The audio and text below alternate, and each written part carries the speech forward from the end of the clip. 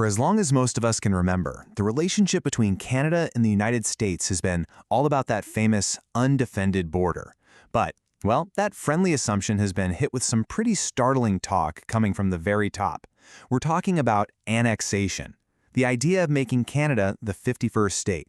I know, it sounds like something out of a movie, but as we're about to see, it's a threat that people are starting to take very, very seriously. And there you have it, right there, in black and white, straight from the source. This isn't some rumor or a headline taken out of context. President Trump has said it himself, and more than once. This single quote yanks the whole idea out of the realm of what if and drops it right into the middle of today's political conversation. It's a statement that, you can imagine, sent absolute shockwaves across Canada. You know, when these comments first started popping up, the gut reaction, especially in Canada, was just to laugh it off, right? It had to be a joke, maybe some over-the-top bluster for negotiations. But the whole mood has shifted dramatically. What everyone wrote off as a bad joke is now being seriously analyzed as a real ambition. The fact that these threats keep coming, along with some serious economic pressure, has turned laughter into some very real national anxiety. And you can actually see that shift in the numbers. Get this, a majority of Canadians, 54%, now believe President Trump is actually serious about this. That is a massive 22-point jump in just a few months. Even in the US, the number of people taking it seriously is up to 35%. This data really shows that for a lot of Canadians, the unthinkable is suddenly feeling a lot more credible. Okay, so that's the political talk. But what do everyday people, both Canadians and Americans, actually think about all this? Well, as we're about to see, there's a huge gap between the political threats and what the public actually wants. So let's start with Canada. And let's be crystal clear on this one. An incredible 9 out of 10 Canadians say they would vote no if you asked them to join the United States. This isn't a 50-50 split, it's a near unanimous rejection. It's just a powerful, resounding no to giving up their country, no matter what kind of pressure is applied. So if Canadians are dead set against it, you'd think there must be this huge demand in the US for it, right? Nope, not even close. The data shows that a solid majority of Americans, 60% of them, have absolutely no interest in Canada becoming a state. It really suggests that this whole political push is completely out of touch with an American public that is, for the most part, pretty indifferent to the idea. Okay, but what about Trump's own supporters? They must be all for it, right? Well, this is where it gets really fascinating. Even among his core voters, there is almost no appetite for some kind of hostile takeover. 44% just aren't interested. Another 42% say they'd only be for it if Canada wanted to join, which, as we just saw, is a definite no. That leaves only a tiny slice, just 14%, who would actually support using pressure or force. So even the president's own base isn't really behind this. So to really get our heads around how an annexation could even be attempted in the modern world, it's actually helpful to look back at history. Now, we are not drawing a direct moral comparison here at all, but we are looking at the mechanics, the playbook, you could say, of how a powerful country can absorb a smaller one using pressure and political games. Let's take a look at a really stark case from 20th century Europe.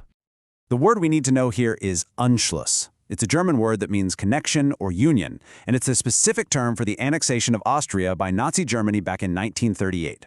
What's key here is that it wasn't a traditional war. It was a rapid takeover that was done by creating a crisis, applying massive political pressure, and using the threat of an invasion to basically crumble a nation's sovereignty from the inside.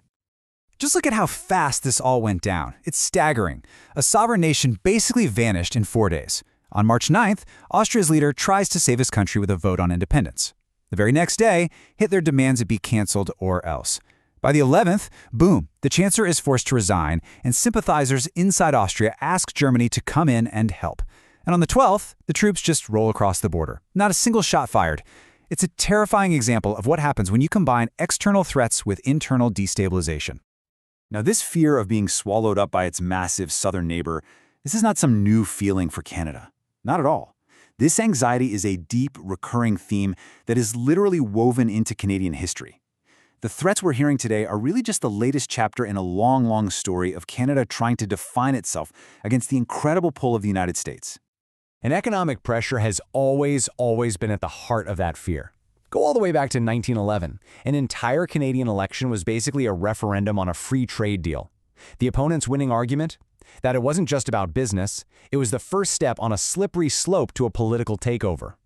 Now fast forward to today, and you see a shockingly similar tactic. The threat of crippling tariffs being used as a weapon, a form of economic warfare designed to bring Canada to its knees. In this quote from the famous author Rudyard Kipling, who was watching that 1911 election, it just perfectly captures what was at stake. He wasn't talking about trade deficits or lumber prices. He was talking about the nation's very identity, its soul. It just shows you how deep this fear of being erased, culturally and politically, really is in the Canadian mindset. All right, so with all this history and these very current threats in mind, let's get down to the nitty-gritty. From a legal perspective, how could an annexation even happen? And maybe more importantly, what kind of defenses does Canada have in its corner? Let's break it down. So, in the U.S. Constitution, it's actually a pretty involved process. The president can't just snap their fingers and declare a new territory. They have to draft a formal treaty, and that treaty needs the advice and consent of the Senate. And here's the key part. It's not a simple majority. It requires a 2/3 vote. The big takeaway here is that while there is a way to do it, the political bar is set incredibly high. Now let's look at Canada's side. It's not one thing, it's like a multi-layered legal shield. First off, you've got international law. The UN Charter is very clear that you can't just take territory using threats or force, and that includes economic force. Second, Canada's own constitution is built on the bedrock of sovereignty. Then there's the right to self-determination, which is a fundamental human right. And this is a huge one. Indigenous rights and treaties create another powerful legal wall, because those lands can't just be handed over from one country to another without consent. But let's just imagine for a second. What if all the legal challenges and political defenses failed? What if the unthinkable actually started to happen? Well, then the resistance would move out of the courtrooms and into the country itself. And the cost for any occupying force, it would be absolutely staggering. I mean, trying to occupy Canada would be a complete and utter disaster for the United States on every single level. Militarily, you're talking about a long, bloody insurgency across the second largest country on Earth. Good luck with that. Economically, the supply chains that both countries completely depend on would just shatter. Diplomatically, alliances like NATO would collapse overnight, leading to total global isolation. And back home, it could very well spark massive dissent, protests, maybe even a new kind of civil war. And the most powerful weapon in this fight probably wouldn't even be military. The real cornerstone of the resistance would be organized, widespread, nonviolent civil disobedience. The goal would be simple: make Canada completely ungovernable. Widespread refusal to cooperate, slowing everything down, creating underground economies. It would all be designed to make the cost of staying simply too high for any occupying power to bear. And that really brings us to the final big question. This whole situation forces us to think beyond tanks and jets. In an age where the weapons can be tariffs, political pressure, and waves of disinformation online, what does it truly mean for a nation to defend its sovereignty? It's a question that challenges not just Canada, but really any country that's trying to find its way in this very new and very unstable world.